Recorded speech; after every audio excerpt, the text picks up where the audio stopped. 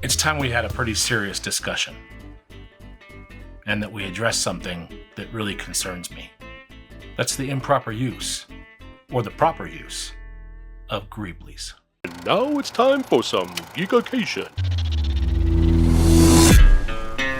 What's up, you awesome geeks? I'm Brian, this is the Smuggler's Room, and today we're going to talk about Greeblies.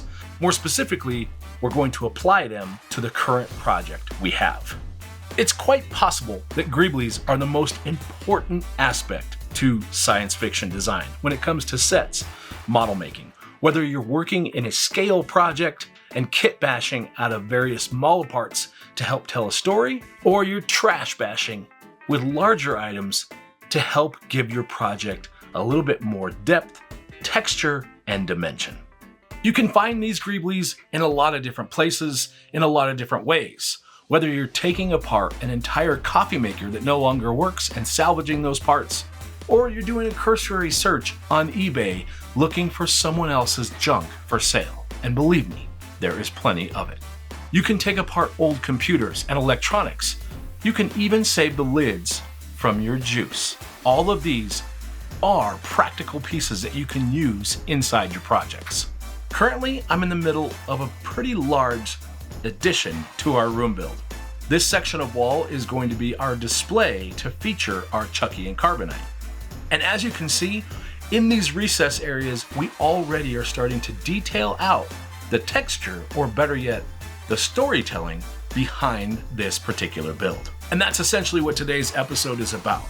I'm going to take you through my process on how I pick and design and lay out these different elements to help tell the overall story and give the right look for the piece we're building. Our Chucky and Carbonite's at the top, and then we have some recessed areas. When laying out and designing these various panels, I wanted sections underneath that we could recess elements, add lighting to it, and interest to make it feel like it's part of how all of this is contained.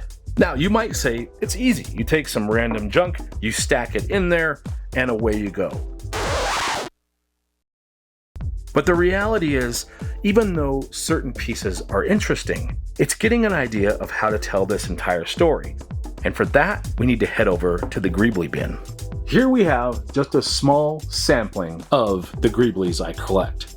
Inside these bins, we have all manner of different type of objects. Everything from turned aluminum to camera parts, even down to the electronic boards from pieces of electronics and computers.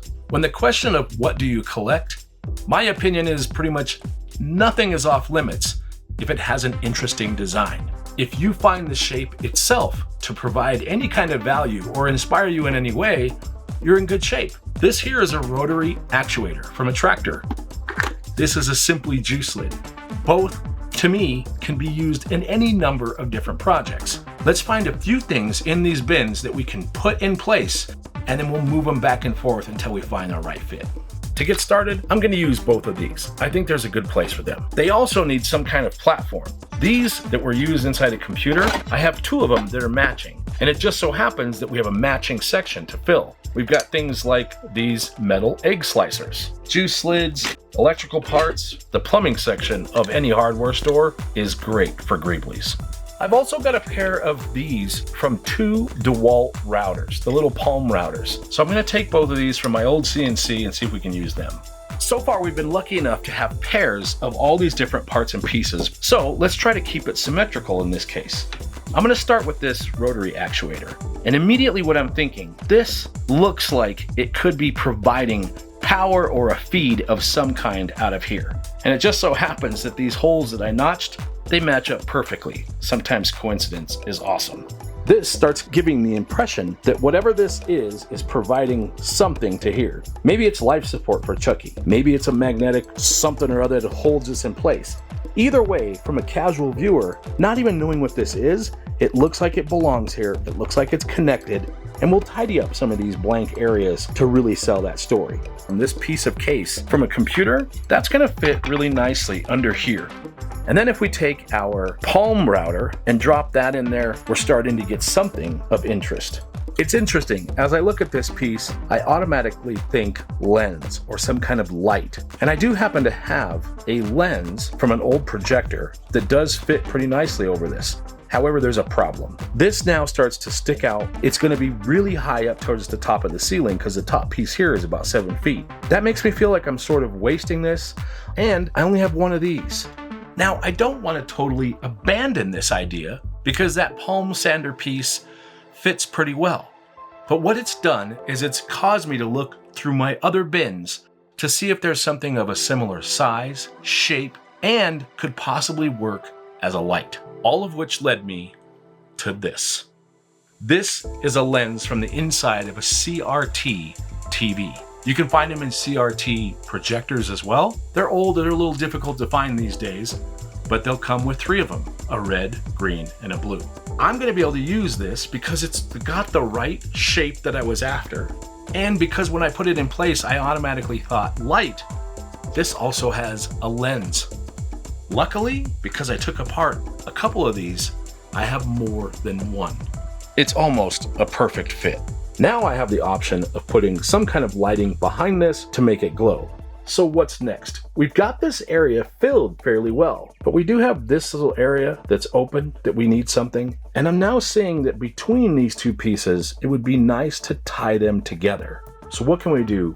Remember when I said I took an old coffee machine apart? The coffee maker had this. This pretty cool looking device with all this interesting detail right here is actually where the pods fit in. Where you dropped your coffee pod, closed it up, and there you go.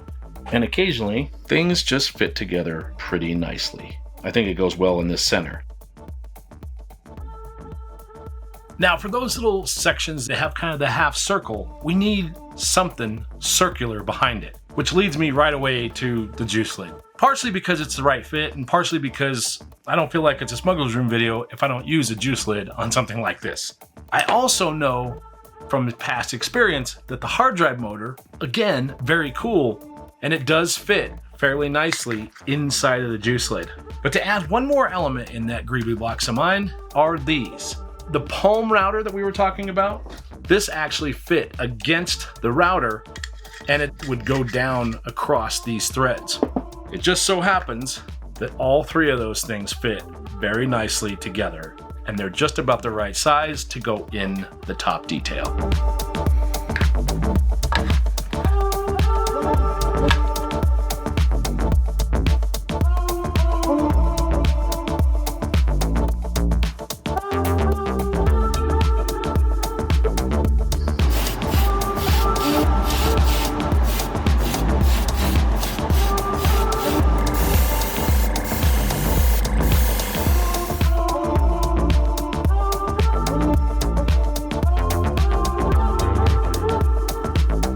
Let's assume for the moment that maybe you don't have a whole box of Greeblies, or you don't have a lot of random parts and pieces you can collect from old electronics or any of those things, but you do have a computer and a 3D printer.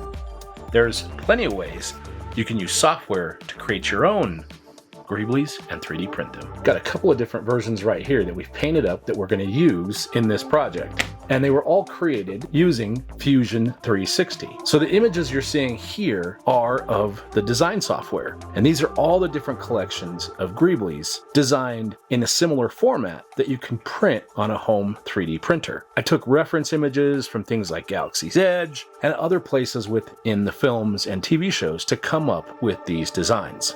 Once these were printed, I also took measurements and came up with a design that we could use on the laser cutter on the acrylic.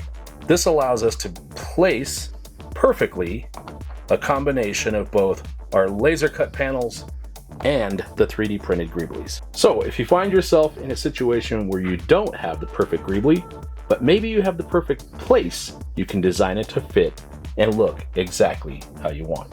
So whether it's for use in a room build project, you're building a scale model and kit bashing model parts, or any other type of sci-fi project you're working on, Greeblies are one of those things that's going to help tell that story. So save as much junk as you can, find unique ways to put them together, and put them in your projects. That's going to do it for this Geek-e-cation. Thanks for watching, and we'll see you the next time we build something out of nothing.